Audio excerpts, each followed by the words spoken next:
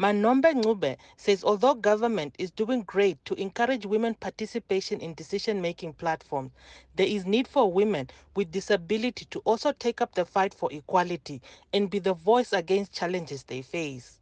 These vulnerabilities tend to increase depending on the social and economic factors. It is for these reasons that girls and women with disabilities should be involved in the commemoration of Women's Day and the fight for gender equity and equality. Girls with disabilities can be involved in the celebrations of the International Women's Day through self-advocacy to create awareness on the challenges and barriers they face and recommend solutions to those challenges.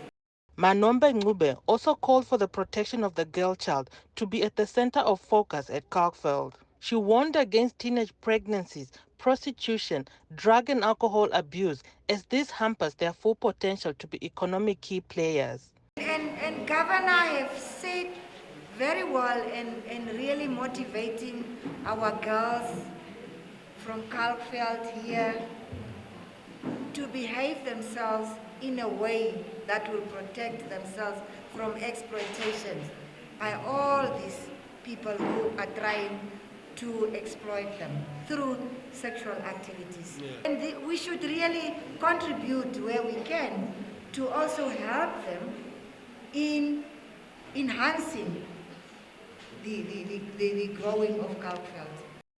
Otjozondjupa Governor James Werikwa called on residents of Kalkfeld to become creative and grow the economic situation of the settlement for it to attain village council status again. Why is that important? Kalkfeld is having a growth potential because you are strategically located on a road between Ochivarongo, Omaruru, Karibeb, and all the way to the coast.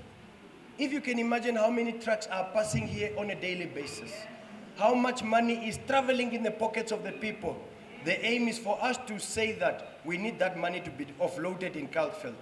But you cannot offload the money if there is no calabash that will receive the money.